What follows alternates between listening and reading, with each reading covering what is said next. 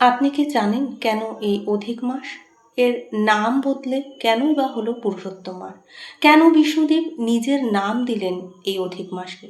আজ প্রকাশ করব একটি কাহিনীর মাধ্যমে, যে কাহিনীটি বদলে দিয়েছিল এক অবহেলিত মাসের ভাগ্য।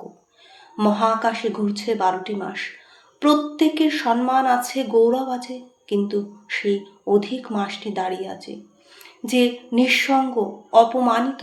মানুষ তাকে শুধু বলছে, তুমি অশুভ, তুমি অশুভ, তোমার এই মাসে কোনো শুভ কাজ হয় না, এই মাস অমঙ্গলের মাস। এই শুনে অধিক মাস তো ভীষণ কাঁদতে শুরু করলো, দুঃখে ভেঙে পড়লো। সেই মাস পৌঁছে গেল ব্রহ্মলোক। ব্রহ্মার সামনে মাথা নত করে বলল, প্রভু, আমাকে সবাই ঘৃণা করছে। আমার কি দোষ প্রভু? আমার কি পরিচয়? আপনি বলে দিন প্রভু, আমি কি বিনা পরিচয়েই বাঁচব? কেউ তাকে গ্রহণ করছে না, সবাই তাকে মুখ ফিরিয়ে নিচ্ছে, এমনকি দেবতারাও তাদের স্থান দিচ্ছে না। প্রভু, আপনি বলে দিন আমার স্থান কোথায়?